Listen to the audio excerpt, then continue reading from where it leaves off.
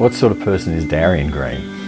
Okay, Darien is a very quiet, reserved person. Very reserved, but very kind, loving. He's one of a kind, but has a heart of gold.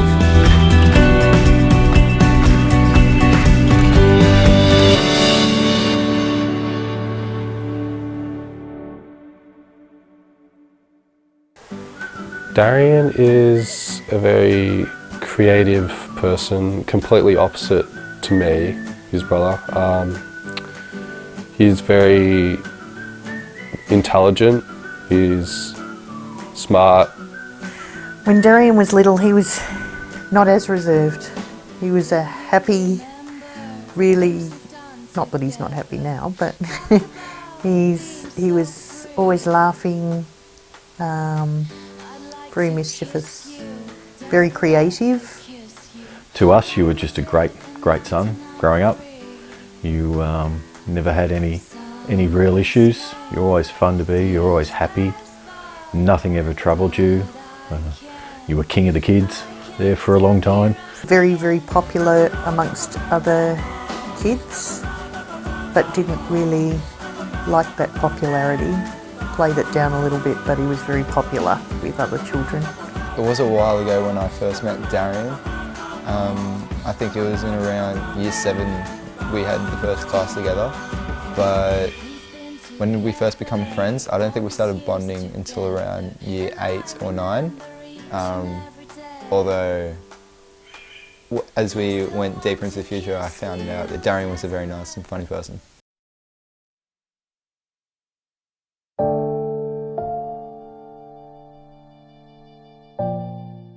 When I was first diagnosed with depression, I think I was around 10 or 11, where I first started showing symptoms, I guess, of my depression. It started off with me just being, like a little sad, and then it just got progressively worse, where I isolated myself a whole lot more. When you were first diagnosed with depression,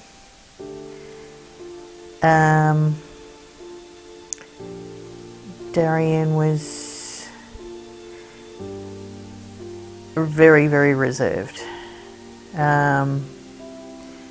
Didn't like to open up, kept to himself, was in his room a lot, locked himself in his room a lot, didn't like to go out much, didn't like to talk about anything much, just yes, no answers. It got to the point where I must have been around 11, 12, where I had suicidal thoughts. I never went through with self-harming myself or, attempting to commit suicide. It was just more of just thoughts, and then I'd leave it at that. But yeah, I was really down, especially going into high school.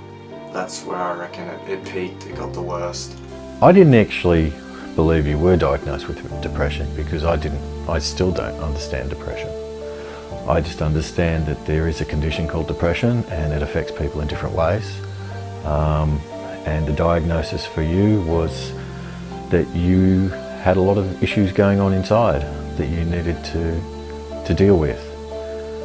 So I'm hoping that over the years since that diagnosis was made, that you've been able to deal with those things. Look, when Darien was first diagnosed with depression, it didn't come as a shock, but I was surprised because you never really think about that someone that you know has it.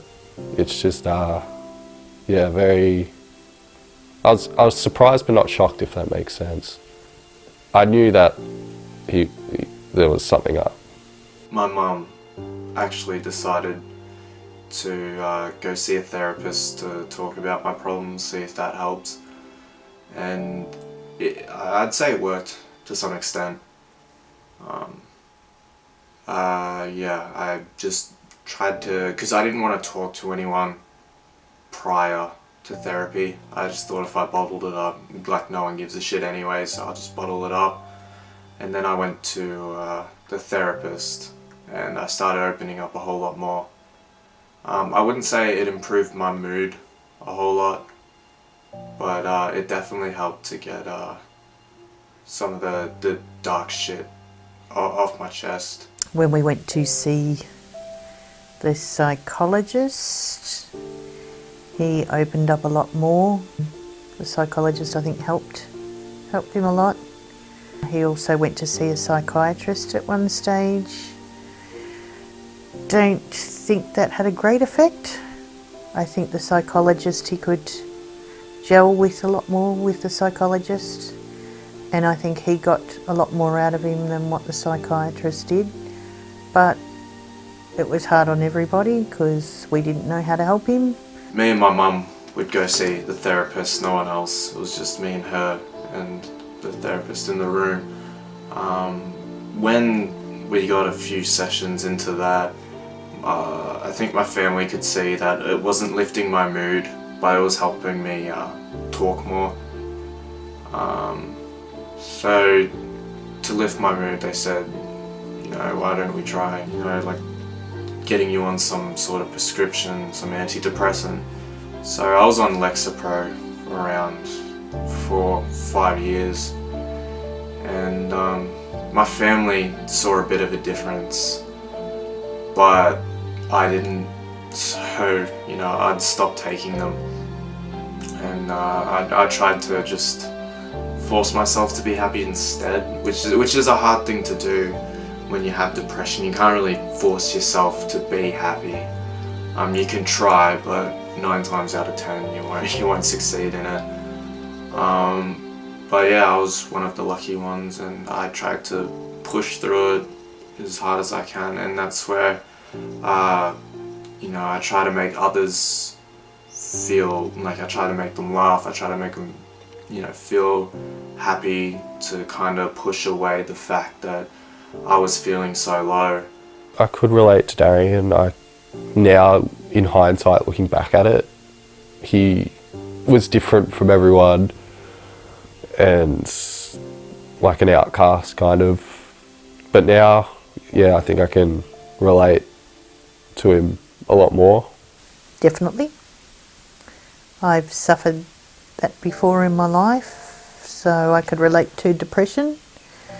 And I think I understood it more than others, because others in the family have never gone through anything like that. And it's no point in saying just, you'll be right, because you don't want to hear that, because you're trying to be right, and no matter how much everybody says you'll be right, you just can't fight it. So yeah, I could definitely relate to it. I felt helpless because there was nothing that I felt I could do. Your mother identified with your symptoms more than I did because, like I said before, I don't understand depression. Never suffering it, it's something that I just can't sort of understand.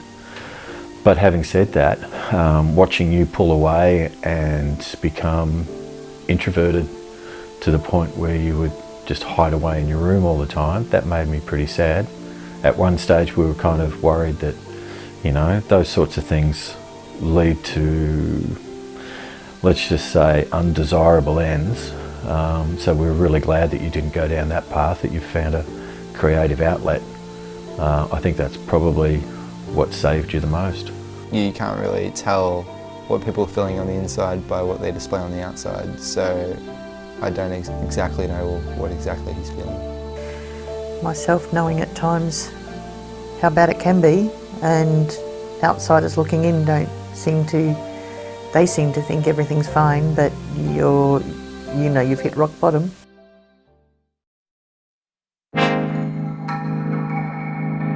I do feel like a different person now that I've overcome my depression. It's like a fresh start in my mind. The way I think about it, it's a fresh start. I've just been so much happier. It's a totally different person. You've grown up. You're a totally different person. You're a joy to be around. You're happy to be around. I wish you cleaned up your room a bit more, but otherwise, no, you're just an absolute joy to be around. You've come full circle. Well, not full circle, you've done a complete 180, I should say. The way I see Darien now is he is a lot more open. He talks a lot more, he communicates a lot more, which is key. I don't know, he just seems more of a happy individual compared to when he did have depression. Yeah, I think he's come a long way. Well, I know I haven't seen you take a pill for years, so to me that tells me that you're dealing with it and hopefully getting on top of it. The reason I made this documentary was to show it from the perspective of someone who's been through it. I never intended it for it to be, you know, it including like doctors and therapists trying to analyze and give statistics and facts about what depression does to you, and you know how it affects so and so, males, females, whatever. It's more just to show and demonstrate the kind of things I was feeling personally and how different it is to everyone else and how hard it can be, because it's a mental illness where it's different for everyone. So just kind of having a perspective of someone who's been through it and, you know, has overcome it is it's just something different to getting a medical perspective on it, which is more common. If you were to watch a documentary about depression, 9 times out of 10 they'll have facts and statistics on it, and mine's just about how I overcame my depression and that it is possible to do it. But yeah, and just showing it's different for everyone, and that's why I made it. It's to show, and you know, that I did it. I overcame all the obstacles that this mental illness threw at me, and I rised above it. So, yeah.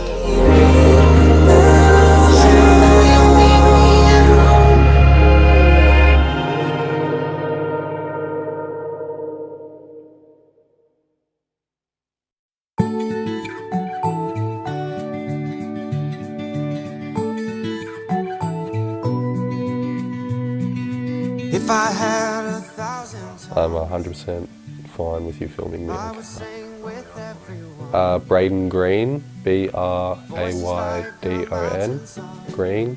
You are my only one. Kerry Green, KERRYGREEN. Richard Green, RICHARD GREEN. My name is Thomas McCormick, and it's spelled as THOMAS, and then there's a space, and then MCCORMICK. But life can be this good.